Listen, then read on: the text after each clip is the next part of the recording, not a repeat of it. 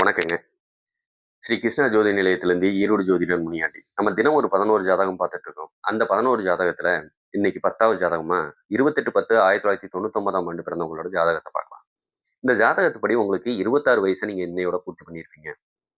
நீங்க பிறந்தது வியாழக்கிழமைங்க. வியாழன்னா குருவோட சாரம். குருன்னா ரொம்ப நல்லவர். உணவு விரும்பி, சரிங்களா? ஊருக்கு உழைக்கிறவரு, ஏமாளி, ம், நல்ல ஒரு ஆசிரியர், எல்லாத்துக்கும் புத்திமதி சொல்லுவீங்க அப்படின்னு நம்ம எடுத்துக்கலாம். சரி, இதோட மிருகசீரிஷ நட்சத்திரம் செவ்வாயோட சாரம் சேரும்போது, அன்னைக்கு செவ்வாயோட சாரம் மிருகசீரிஷ நட்சத்திரம் ரிஷப ராசியில நீங்க பிறக்குறீங்க. சரி, இந்த செவ்வாய் சேரும்போது குருவோட நல்ல கோபக்காரர், சண்டை போடக்கூடியவர், சரிங்களா? அதே மாதிரி இரக்க குணத்தோட சண்டை போடுவார். இரக்க குணத்தோட உதவி பண்ணுவார். அதாவது கோபத்தோடயும் உதவி பண்ணுவார். சரியா? அவன் கோபக்காரன்டா, ஆனா ரொம்ப நல்லவன்டா அப்படின்னு சொல்லுவாங்கல்ல, அது உங்களைத்தான். சரிங்களா? மிருகசீரிஷ நட்சத்திரம் அப்படின்னு சொன்னாவே அதுக்கு இன்னொரு குணம் உண்டு. என்ன அப்படின்னு பார்த்தீங்கன்னா, உங்களுக்கு புத்திர சோகம், புத்திர தடை ஏற்படுத்துவாங்க. கொஞ்சம் கவனமா இருங்க. அதுக்கு உண்டான முறைப்பாடுகளோ, கோயில்களோ, உணவு பழக்கவழக்கத்தையோ மாத்திக்கங்க. சரிங்களா? லேலோ, கா, கி இந்த பெயர் நாமம் கொண்டவங்களுக்கும் இந்த நட்சத்திரம் பொருந்துங்கிறத சொல்லிட்டு, நீங்க பிறக்கும்போது சரி, நீங்க தேய்பிறை சதுர்த்தி தேதியில பிறக்குறீங்க. நீங்க பிறக்கும்போது ஓடிட்டு இருந்த தசாபுத்தி செவ்வாய். அதுக்கப்புறம் ராகு 18 வருஷம் நடந்தது. அதுல அதிகபட்சமா எல்லாரும் கம்ப்யூட்டர் தான் படிப்பாங்க அப்படிங்கிறத கணக்கு எனக்கு தெரிஞ்சு. அடுத்தது இப்ப நடந்துட்டு இருக்கிறது குரு தசை நடந்துட்டு இருக்கு. இந்த குரு தசையை பொறுத்தளவுக்கு ரிஷப லக்னம், துலாம் லக்னம் இந்த 2 லக்னத்துக்காரங்க கண்டிப்பா இந்த குரு தசையப்ப பாதிக்கப்படுவாங்க அப்படிங்கிற காரணத்தை நம்ம எடுத்துக்கலாம்.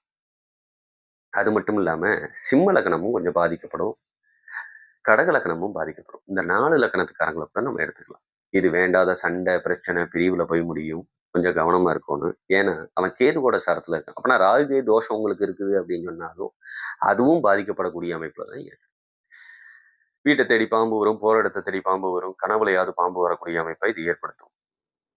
இதுல சண்டை பிரச்சனைகளும் கொஞ்சம் அதிகரிக்கக்கூடிய சூழ்நிலை நான் சொன்ன இந்த லக்னக்காரங்களுக்குலாம்.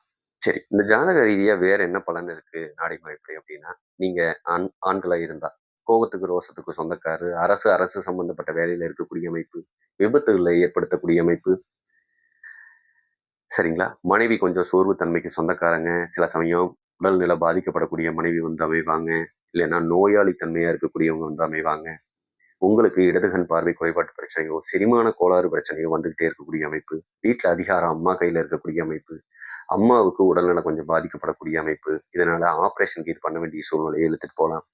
நல்ல புத்திசாலித்தனத்துக்கு சொந்தக்காரங்க, கம்ப்யூட்டர் சம்பந்தப்பட்ட ஒர்க்கு, வண்டி வாகனம் வச்சு தொழில் பண்ணக்கூடிய அமைப்பு, வண்டி வாகனம் சம்பந்தப்பட்டது, வீடு கட்டக்கூடிய அமைப்பு, என்ஜினியரிங் சம்பந்தப்பட்டது, இது எல்லாத்தையும் கொடுக்கறது இன்னைக்கு பிறந்தவங்களுக்கு.